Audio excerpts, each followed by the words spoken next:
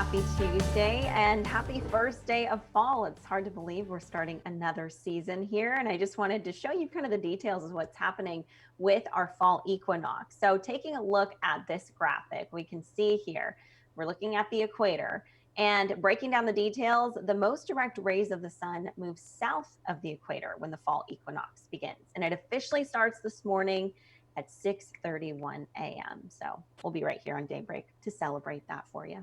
Looking at your forecasted temperatures ranging from the low to upper 50s at this hour. But when will it start to warm up at least a little bit? Closer to about 9 o'clock is when we get that gradual increase. You can see some of these temperatures start going into the 60s and the upper 50s. And our conditions are going to be fairly similar to what we had for your Monday, actually. If we take a look at the satellite radar, we're still picking up that fog. We're still picking up mid to high level cloud cover, mainly concentrated along the coast and over some of your coastal valleys too. But what's really happening is we have this northwesterly flow that's pushing low clouds into the area. By this afternoon, onshore flow is going to be a little bit weaker. That should allow for coastal clearing even for us here on the central coast where it's been fairly socked in. It's possible we'll still see those clouds and that fog linger, but maybe we'll get more sunshine peeking through those clouds.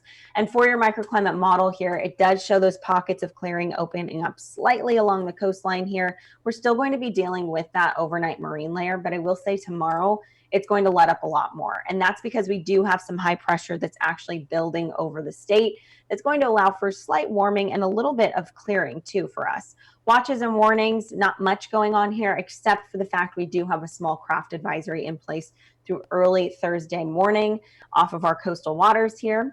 And for your wind forecast, it's going to be pretty mild. So ranging anywhere from about 10 to 15 miles per hour at their peak. You can see here it's going to remain fairly calm even through this evening and heading into those overnight hours. Here's a look at more wind potential for you. So Paso Robles, southwesterly winds up to 15 miles per hour, southwesterly for Morro Bay, and Gaviota, just not quite as strong. And we're going to be closer to 10-mile per hour northwesterly winds really across most of our coastal valleys like San Luis Obispo and Santa Maria. Here's a look at your daytime highs: upper 80s in Paso Robles, upper 70s for SLO and Santa Barbara, closer to the low 70s for Lompoc and Santa Maria. Still ranging from about the low to mid 80s for your Santa Ynez Valley, mid 70s along the south coast between Goleta and Carpinteria, mid to upper 60s for the Five Cities region. And you can see 66 for Los Osos. We could still warm up to those 90s for San Miguel, but back towards the north coast, we have mid 60s. I'll send it back to you. Thanks, Brooke. The time is 5.